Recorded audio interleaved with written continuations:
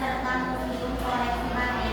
Menurut sejarah, kampung Batik Kauman dulunya adalah pemukiman kaum abdi dalam keraton Karunanan dengan mempertahankan tradisi dengan cara membatik. Batik Kauman lebih menampilkan motif batik klasik yang didasarkan pada standar keraton.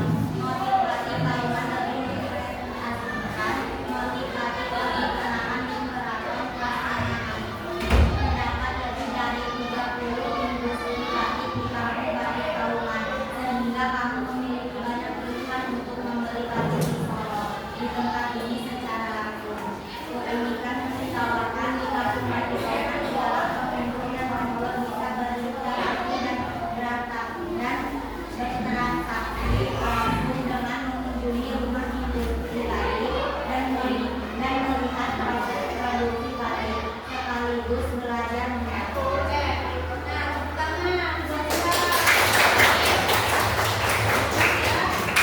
Tadi sih yang udah membacakan nih tentang ini teks deskripsi yang judulnya Kampung Batik Kauman Solo. Nah, tujuannya untuk apa nih teks deskripsi? Untuk apa? Ada yang tahu?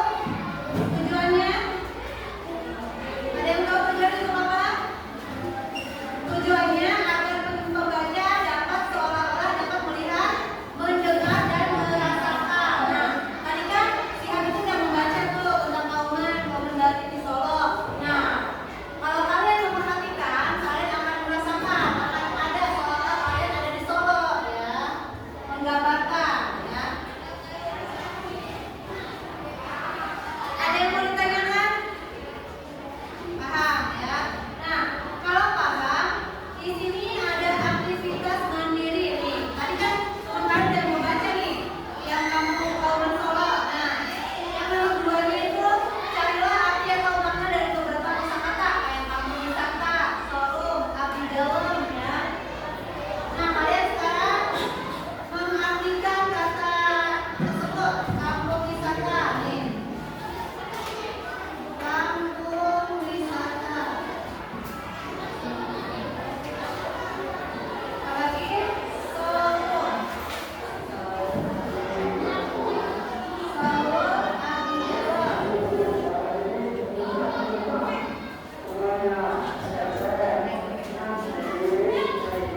Bertransaksi. Oke, tidak. Ada yang tahu ini artinya apa?